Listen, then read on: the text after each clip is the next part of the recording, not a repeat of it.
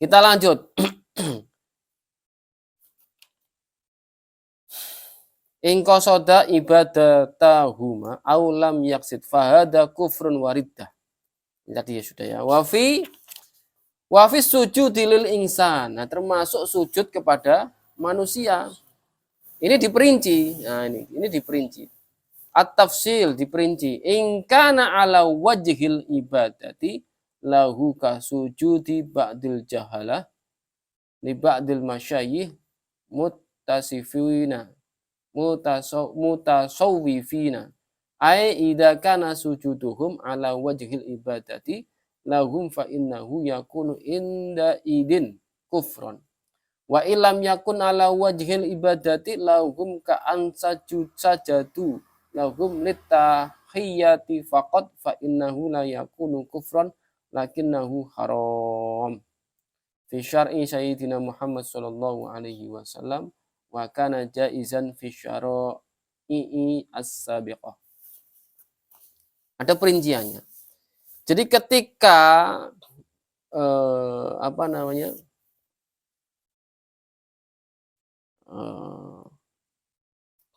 jadi ada cerita sahabat Nabi ketika bertemu Raja Romawi kalau tidak salah. Kalau saya tidak lupa ya. Itu melihat bawah-bawahannya Raja Romawi itu sujud kepada Raja Romawi itu. Artinya hormatnya itu sujud sampai sujud begitu. Sujud dengan posisi sujud seperti itu, paham? Nah, karena dia menyangka, beranggapan bahwa orang kafir kok disujud seperti itu. Yang berhak disujudi adalah Rasulullah. Nah, karena Rasulullah adalah orang yang paling mulia, maksudnya begitu. Nah, pulang dari sana, ya, ketika selesai tugas di situ, kemudian bersujud kepada Rasulullah. Nah, di situ langsung ditarik. Ada apa kamu kok bisa begini, kan begitu. Nah, artinya sahabat ini menceritakan bahwa ketika dia berada di Romawi itu, dia melihat ada bawah-bawahannya raja itu pada sujud kepada rajanya. Nah, padahal mereka itu orang kafir yang tidak ada nilainya sama sekali. Ya. Sedangkan Anda ya Rasulullah itu orang yang paling mulia, yang paling afdal khairul makhlukin, kan begitu. Maka ini haram. Tidak boleh. Ya, tidak boleh. Tetapi tidak sampai kufur. Bisa dipahami? Tidak sampai kufur. Jadi ya lakinnahu haram, tidak sampai kufur. Maksudnya demikian maksudnya. Termasuk ada orang, ini ada cerita banyak sekali di kalangan kita, manusia zaman sekarang, ada anak sujud kepada ibunya atau ada istri sujud kepada suaminya. Nah, ada istri ketahuan selingkuh misalnya. Ketika ketahuan selingkuh sampai dia sujud-sujud sama suaminya. Paham maksudnya? Nah, ini haram. Haram, tidak sampai kufur. Tidak sampai kufur, ya. Tidak sampai kufur.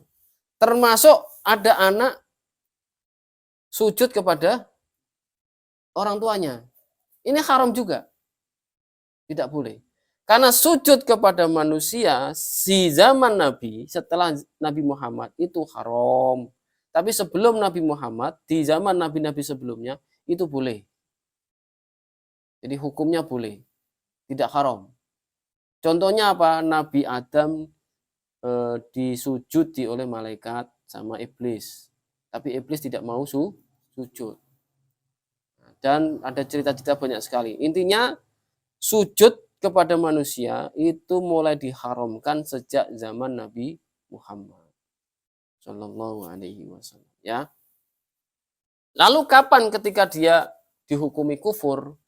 Nah ini ala wajil ibadati lahum fa innahu yakunu inda idin. Ada orang di zaman sekarang yang mengaku sufi, Ini tak cerita ya, tak cerita. Ini sangat banyak sekali. Itu ada sebagian orang, bukan semuanya, sebagian orang ketika menghormati guru torekohnya atau masyayikhnya, itu sampai sujud menyembah. Paham maksudnya?